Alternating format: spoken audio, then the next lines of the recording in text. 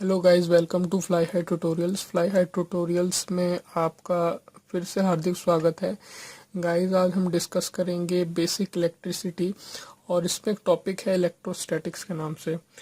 Electrostatics की अगर मैं बात करूं एग्जामिनेशन पॉइंट ऑफ व्यू से, तो ये ना सिर्फ बीएसएनएल, टीटीए, जेई पोस्ट के लिए इम्पॉर्टेंट है, बल्कि जेटीओ, अदर पीएसयू लेवल के एग्जामिनेशन जो होते हैं और स्टेट लेवल के जो एग्जामिनेशन होते हैं, सभी के लिए इक्वली इम्पॉर्टेंट है।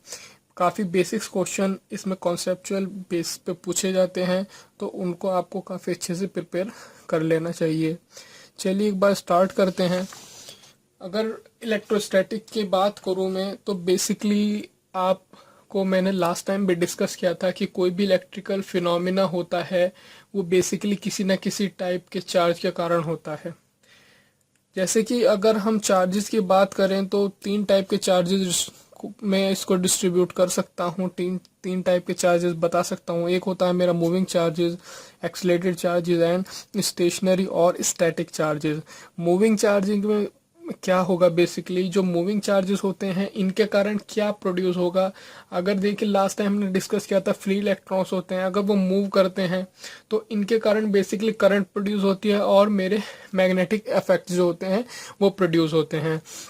जबकि जो एक्सलेटेड चार्जेस हैं इनके कारण मेरा रेडिएशंस प्रोड्यूस होती हैं। और अगर मैं स्टेशनरी चार्जेस की बात करूं या स्टैटिक चार्जेस की बात करूं, तो बेसिकली जो और दूसरे चार्जेस हैं उनके ऊपर अगर कोई फोर्स जनरेट होती है, अगर कोई फोर्स लगाई जाती है, तो उसको मैं इलेक्ट्रोस्टैटिक फोर्स भी बोलता हूं। अदर चार्जेस के ऊपर अगर कोई फोर्स लगती है तो उन्हें इलेक्ट्रोस्टैटिक फोर्सेस बोलता हूं। तो इन सिंपल आप ये समझ लीजिए, इलेक्ट्रोस्टैटिक्स का मतलब क्या है, स्टडी ऑफ स्टैटिक चार्जेस और उसके कारण जो इफेक्ट्स होते हैं उनकी स्टडी करना। इन सिंपल आप ये समझ लीजिए। सो बेसिकली अगर आपका जो स्टैटिक चार्ज है, अगर वो मेरा सिचुएट है किसी एक पॉइंट पे, तो उसे मैं कहूँगा पॉइंट चार्जेस। ओके, अगर मेरा स्टैटिक चार्ज किसी एक पॉइंट पे सिचुएटेड है तो उसे मैं कहूँगा पॉइंट चार्जेस। जबकि अगर मेरा स्टैटिक चार्जेस को मैंने किसी टेलीफोन लाइन या पावर लाइन में डिस्ट्रीब्यूट किया है तो उसे मैं बोलूँगा लाइन चार्जेस। और उसके अलावा अगर मैंने अपने स्टैटिक चार्ज को इसको डिस्ट्रीब्यूट कर दिया है किसी सरफेस पे, सरफेस कौन सी हो सकती है, जैसे आपकी कैपेसिटर है उसकी प्लेट्स हैं, जिसको हम फर्दर डिस्कस भी करेंगे जब कैपेसिटर और कैपेसिटेंस वाला हमारा एक टॉपिक आएगा, कि अगर कैपेसिटर के प्लेट्स के ऊपर इसको डिस्ट्रीब्यूट कर दिया मैंने तो मैं इसे कहूंगा सरफेस चार्जेस।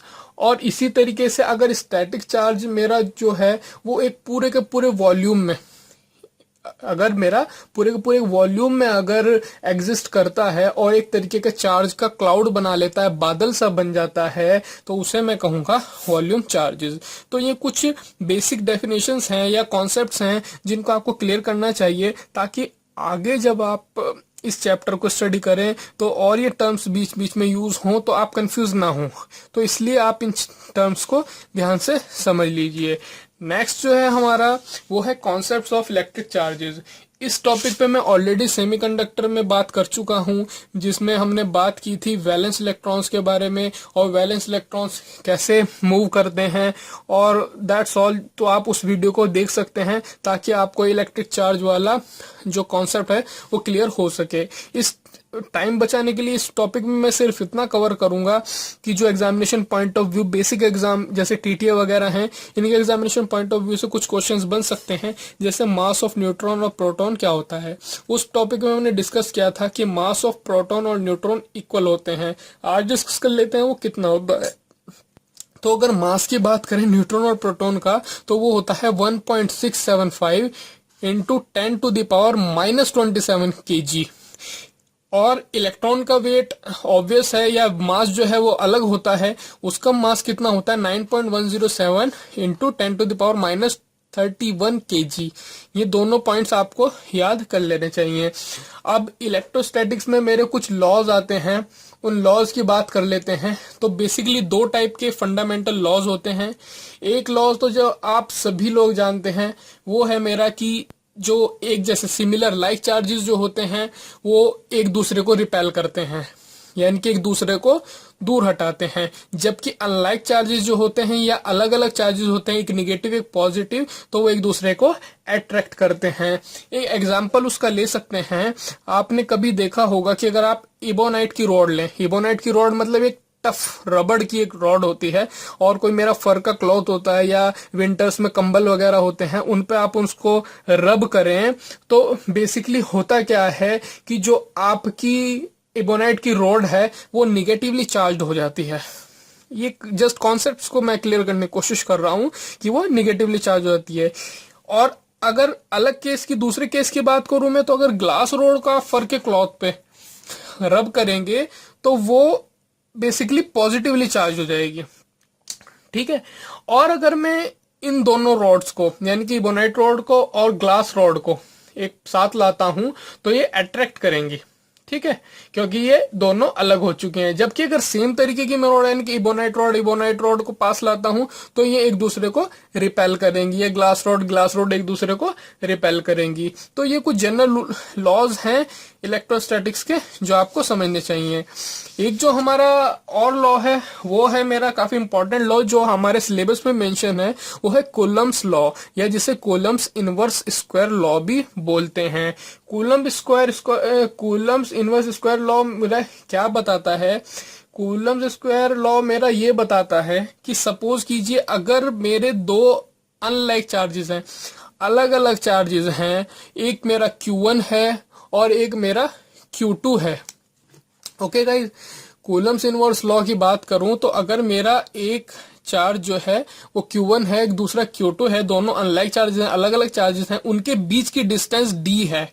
तो जैसे पहले मैंने डिस्कस किया उनके बीच में अट्रैक्शन होगा क्योंकि अलग अलग चार्जेस हैं।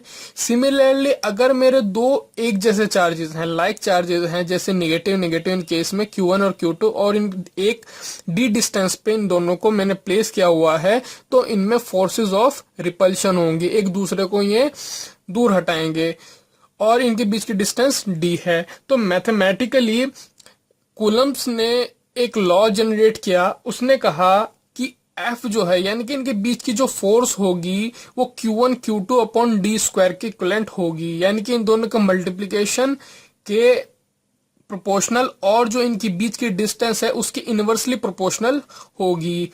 तो अगर मैं इस प्रोपोर्शनैलिटी कांस्टेंट को हटाता हूं तो इसकी जगह मैंने K मेंशन कर दिया।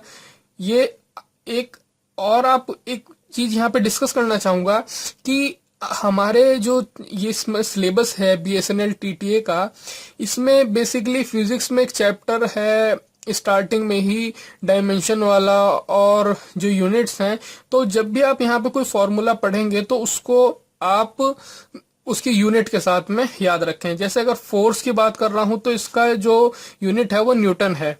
तो इस पर आते हैं दोबारा, तो F इज इक्वल टू, अगर मैं प्रोपोर्शनैलिटी कांस्टेंट आता हूं तो वो हो जाएगा F is equal to K Q1 Q2 upon D square. अब जो बेसिकली मेरा कांस्टेंट ऑफ प्रोपोर्शनैलिटी है यानी कि K है, वो डिपेंड करता है सराउंडिंग मीडियम पे, यानी कि किस मीडियम में हमने इन चार्जेस को प्लेस किया हुआ है। तो बेसिकली इसकी जो वैल्यू आती है, आपको इतना डीप में जाने की जरूरत नहीं है, वैल्यू आप ध्यान रख लें तो वो होगी 1/4πε, ठीक है, या 1/4πε0 ER। ये फर्दर हम डिस्कस करेंगे। एप्सिलॉन क्या है, एप्सिलॉन नॉट क्या है, एप्सिलॉन आर क्या है। बेसिकली आप यहाँ पे आइडिया ले लीजिए कि जो मेरा एप्सिलॉन है वो है मेरी एब्सोल्यूट परमिटिविटी ऑफ मीडियम, जो कि इक्वल होती है एप्सिलॉन नॉट ER। ये भी एक इम्पॉर्टेंट फैक्टर है, फर्दर हम डिस्कस भी करेंगे। एप्सिलॉन नॉट की बात करूं तो यह है परमिटिविटी ऑफ फ्री स्पेस, ठीक है गाइज। और ER की बात करूं, R से क्या है आपको रिलेटिव का पता लग रहा है, तो यह है relative permittivity of the medium. So इस इंपॉर्टेंट फैक्टर को आप ध्यान में रखें। आगे अगर मैं इसकी बात करूंगा तो एप्सिलॉन की वैल्यू भी आपको ध्यान होनी चाहिए, वो होती है 1/36π×10⁹, यानी कि आपको जो याद रखना है वो है 8.854 × 10⁻⁻12 farad per metre. Guys remember with unit, farad per metre. So basically अगर मैं ER की वैल्यू 1 पुट करूं, Q1 Q2 को 1 कूलम ले लूं, उनकी 20 की डिस्टेंस 1 मीटर ले लूं, तो जो मेरे पास फोर्स आती है वो आती है 9 × 10⁹ न्यूटन। एक और जो मेरा टॉपिक है वो है इलेक्ट्रोस्टैटिक फील्ड का। इलेक्ट्रोस्टैटिक फील्ड की अगर हम बात करें, जैसे कि मैंने प्रीवियसली बात की कि जो लाइक चार्जेस, एक जैसे चार्जेस होते हैं वो एक दूसरे को रिपेल करते हैं, एक दूसरे को दूर भगाते हैं, जबकि अगर अनलाइक चार्जेस हैं मेरे तो वे एक दूसरे को अट्रैक्ट करते हैं। सो बेसिकली अगर देखा जाए तो जो एक चार्ज है वो दूसरे चार्ज पर फोर्स ऑफ अट्रैक्शन लगाता है या एक तरीके का फोर्स लगाता है। सिमिलरली मैं कह सकता हूं कि जो दूसरा चार्ज है, दूसरा चार्ज पार्टिकल है, वो भी फर्स्ट वाले पर फोर्स लगाएगा, कुछ फोर्स ऑफ अट्रैक्शन होगी या फोर्स ऑफ रिपल्शन होगी। तो एक तरीके से ये कहा जा सकता है कि एक तरीके की फोर्स या स्ट्रेस हमेशा बनी रहती है। तो उसका ये आप इसको इस तरीके से समझिए कि जब हमारी फोर्स लगी रहेगी, किसी न किसी एक इलेक्ट्रोस्टैटिक फोर्स लगी रहेगी या स्ट्रेस लगी रहेगी, तो जो स्पेस या रीजन है उसके चारों तरफ एक तरीके का आप कह लें क्लाउड टाइप का हो जाएगा। ठीक है, तो उस चीज को मैं क्या कहूंगा, इलेक्ट्रोस्टैटिक फील्ड भी बोलूंगा। इलेक्ट्रोस्टैटिक फील्ड को आप कुछ डिफरेंट नाम से भी जान सकते हैं, जैसे इसको इलेक्ट्रिक फील्ड भी कहते हैं, डाई इलेक्ट्रिक फील्ड भी कहते हैं, ये काफी इंपॉर्टेंट टर्म है, और एक इलेक्ट्रोस्टैटिक फील्ड भी कहते हैं। होप ये आपको क्लियर हुआ होगा। अगला जो मेरा टॉपिक है वो है इलेक्ट्रिक लाइंस ऑफ फोर्सेस। तो इलेक्ट्रिक लाइंस ऑफ फोर्सेस क्या है कि कोई भी अगर मेरा चार्ज है, ठीक है, उसके चारों तरफ क्या है, इलेक्ट्रिक फील्ड है, उसको आप इस तरीके से इमेजिन कीजिए कि एक तरीके की लाइंस ऑफ फोर्सेस हैं उसके चारों ओर।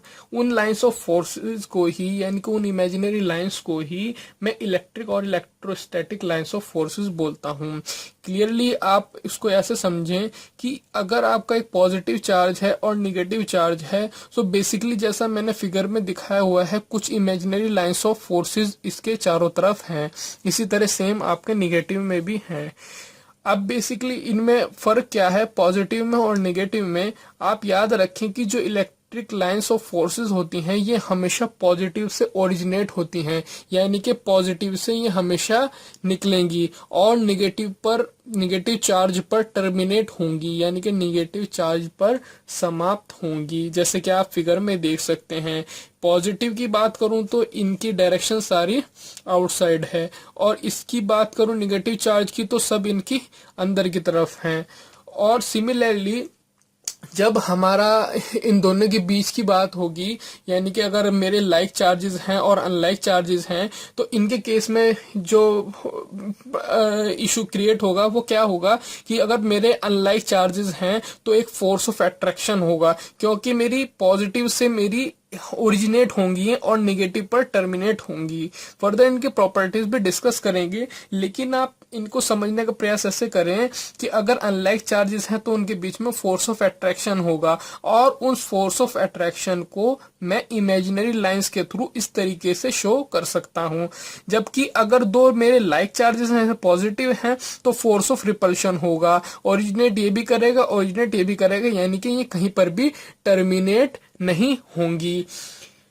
तो इनकी अगर मैं कुछ प्रॉपर्टीज की बात करूं, जनरली इनकी कुछ प्रॉपर्टीज होती हैं कि आप इनको, जैसे कि मैंने पहली प्रॉपर्टीज की बताई कि जो लाइंस ऑफ फोर्सेस हैं ये हमेशा पॉजिटिव चार्ज से ही ओरिजिनेट होंगी, यानी कि शुरू होंगी, और निगेटिव चार्ज पर टर्मिनेट होंगी, यानी कि खत्म होंगी। और हमेशा ये जो है, या तो जो भी कोई आपकी कंडक्टिंग सरफेस है उसमें अगर आएंगी, एंटर करेंगी या छोड़ेंगी, वो हमेशा नॉर्मली होगा। नॉर्मली का मतलब 90 डिग्री पर ही ये उसके एंटर या लीव करेंगी। तीसरा जो है मेरा प्रॉपर्टी वो ये है कि ये कभी भी एक दूसरे को क्रॉस नहीं करेंगी, यानी कि इसमें क्या होगा आपका कि कभी भी क्रॉस नहीं करने का मतलब क्या है कि एक लाइंस ऑफ फोर्सेस ये है तो एक लाइंस ऑफ फोर्स ऐसे नहीं आ सकती, क्रॉस नहीं करेंगी, या किसी और वे में भी क्रॉस नहीं करेंगी, ये हमेशा पैरेलल होती हैं। ये इसकी अगली प्रॉपर्टी भी है, ये हमेशा पैरेलल होती हैं। और अगर मेरी लाइंस ऑफ फोर्सेस, यानी कि अगर लाइंस ऑफ फोर्सेस एक ही डायरेक्शन में ट्रेवल कर रही हैं, यानी कि इस केस में ट्रेवल कर रही हैं, तो ये एक दूसरे को रिपेल करेंगी। ठीक है। और अगर ये मेरी अलग अलग डायरेक्शन में मेरी ट्रैवल कर रही हैं तो एक दूसरे को ये अट्रैक्ट करेंगी। ठीक है, इनको इस तरीके से समझ लीजिए जैसे स्ट्रेस, यानी कि एक रबड़ बैंड होता है उसको आप खींचते हैं और थोड़ा सा स्ट्रेस भी रहता है उसमें, और वो अपनी एक पोजीशन लेने की कोशिश करता है, दोबारा से अपनी पोजीशन में आने की कोशिश करता है, तो इनका बिहेवियर लगभग उस तरीके का होता है। एक और इम्पॉर्टेंट प्रॉपर्टी है इनकी कि ये सिर्फ इंसुलेटिंग मीडियम से ही पास हो सकती हैं। ये इसकी इंपॉर्टेंट प्रॉपर्टी है कि ये सिर्फ इंसुलेटिंग मीडियम से ही पास हो सकती हैं, और ये जो चार्ज्ड बॉडीज होती हैं उनसे पास नहीं हो सकती। तो ये कुछ इसकी इंपॉर्टेंट प्रॉपर्टीज थी जो आपके साथ डिस्कस करनी थी, तो इनको भी आप याद रखिएगा।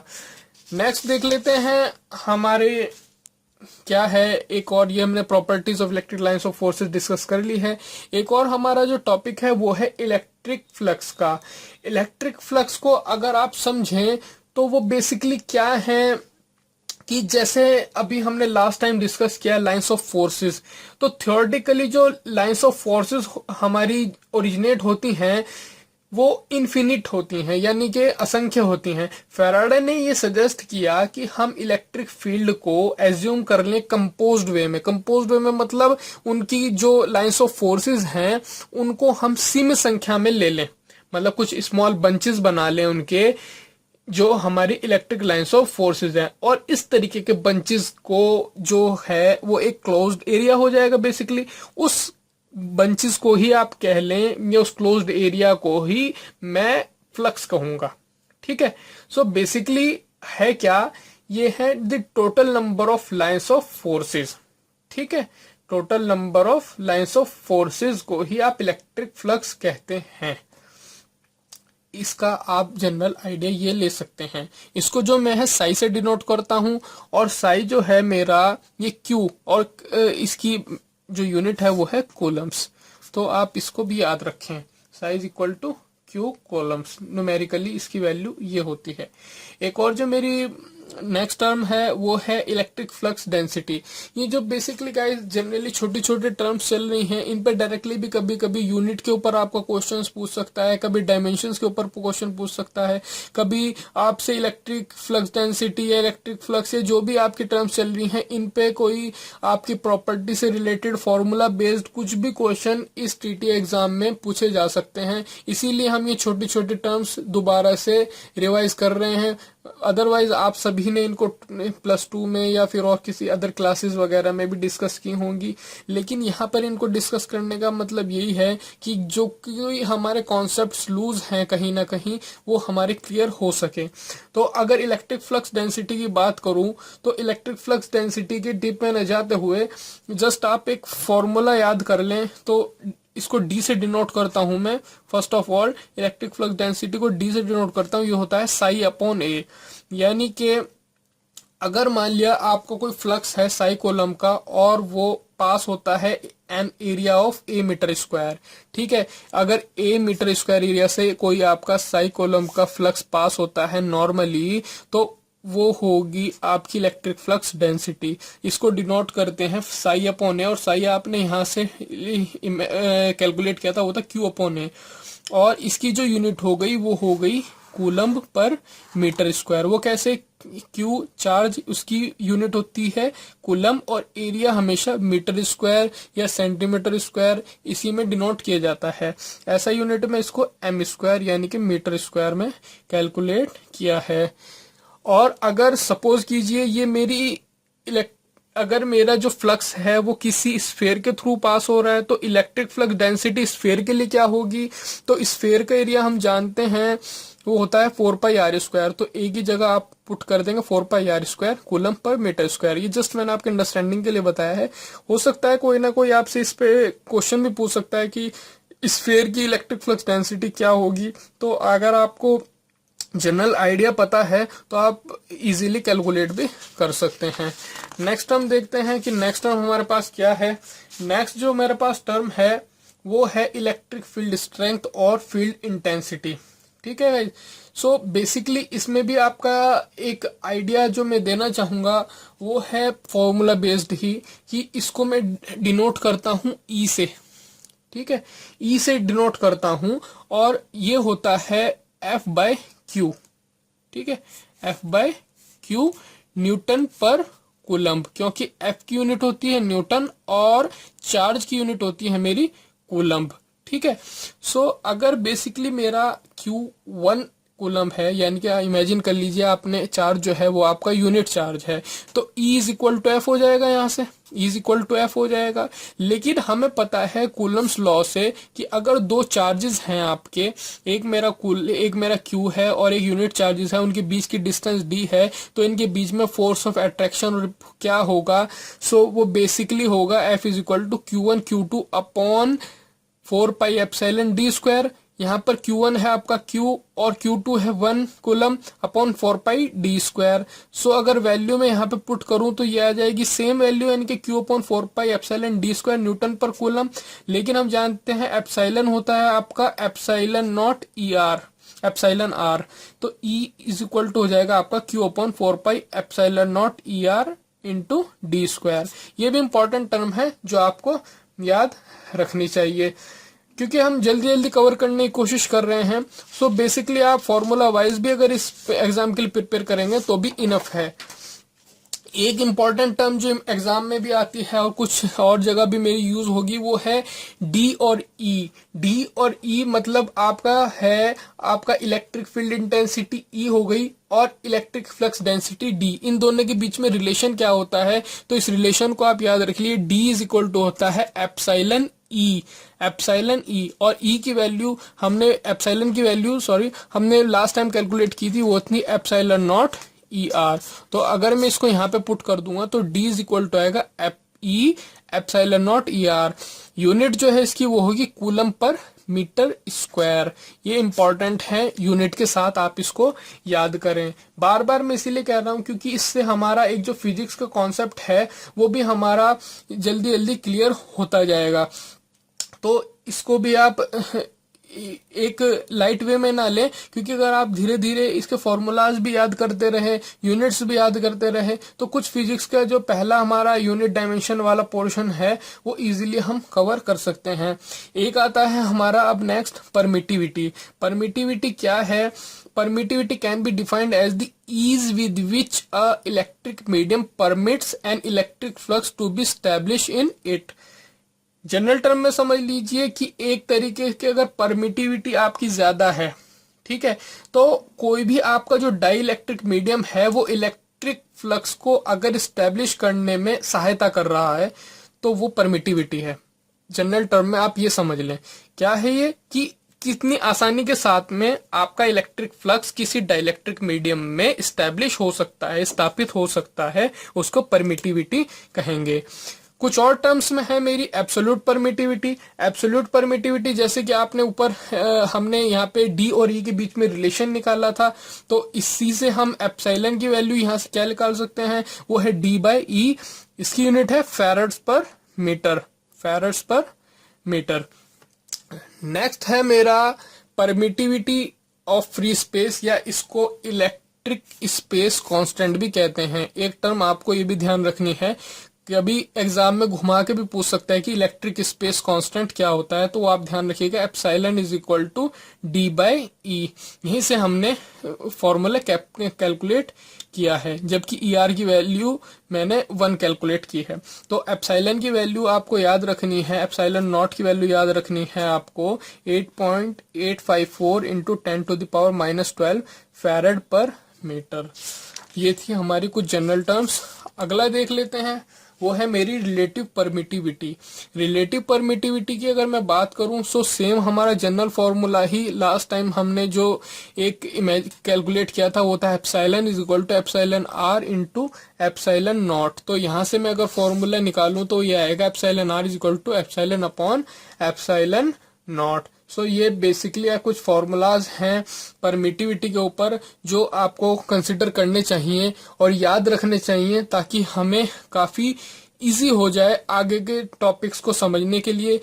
रिलेटिव परमिटिविटी कभी कभी कुछ एग्जामिनेशन में पूछ लेता है रिलेटिव परमिटिविटी, तो आप याद रखिए फ्री स्पेस की रिलेटिव परमिटिविटी हमेशा 1 होती है, एयर की भी 1 होती है, पेपर की 2 से लेकर 2.5 तक होती है, माइका की 3 to 7 होती है, बैकलाइट की 4.5 से लेकर 5.5 होती है और ग्लास की 5 से लेकर 10 तक होती है। आप इस टेबल को भी ध्यान में रखिएगा, याद करने की कोशिश कीजिएगा, वरना कुछ जनरल आइडियाज से भी कैसे भी आप याद करने की कोशिश कीजिएगा, क्योंकि कुछ एग्जाम में ये भी पूछ लेता है कि माइका की रिलेटिव परमिटिविटी क्या होती है। अगर एक लास्ट टाइम में मैं सम अप करना चाहूं कि रिलेटिव परमिटिविटी क्या है, तो आप याद रखिए जितनी आपकी रिलेटिव परमिटिविटी ज्यादा होगी उतना ही इलेक्ट्रिक फ्लक्स इजीली स्टैब्लिश हो पाएगा। और रिलेटिव परमिटिविटी आपकी क्या है उसको आप जनरल टर्म में समझ लीजिए कि आपका जो डाई इलेक्ट्रिक कांस्टेंट है मटेरियल का, वही आपकी रिलेटिव परमिटिविटी है। क्या है guys? Dielectric constant of the material, उसी को ही रिलेटिव परमिटिविटी बोलते हैं। तो ये कुछ जनरल टर्म्स थी हमारी जिनको हमने समझने का प्रयास किया। होप कि आपको समझ में आई होंगी। इन केस नहीं समझ में आती है, कुछ डाउट्स हैं, तो आप मुझसे कमेंट सेक्शन में पूछ सकते हैं। बीएसएनएल, टीटीए, जेटीओ या पीएसयू एग्जाम्स के लिए ये चैप्टर काफी इंपॉर्टेंट हो जाता है, क्योंकि इसमें कुछ जनरल टर्म्स हैं जो डायरेक्टली क्वेश्चन अराइज होते हैं। सो अगर हमारे कॉन्सेप्ट्स क्लियर हैं तो काफी सारे जो क्वेश्चंस हैं वो ऑलरेडी हमने कवर कर लिए हैं। अगर आपको गाइस वीडियो पसंद आती है तो काइंडली लाइक कीजिए, सब्सक्राइब कीजिए और शेयर कीजिए, क्योंकि जब आप लाइक करते हैं और सब्सक्राइब करते हैं तो ये हमें काफी मोटिवेट करता है और हम आगे और अच्छा करने का प्रयास करते हैं। होप कि आप सभी का दिन अच्छा हो। धन्यवाद। Thank you very much.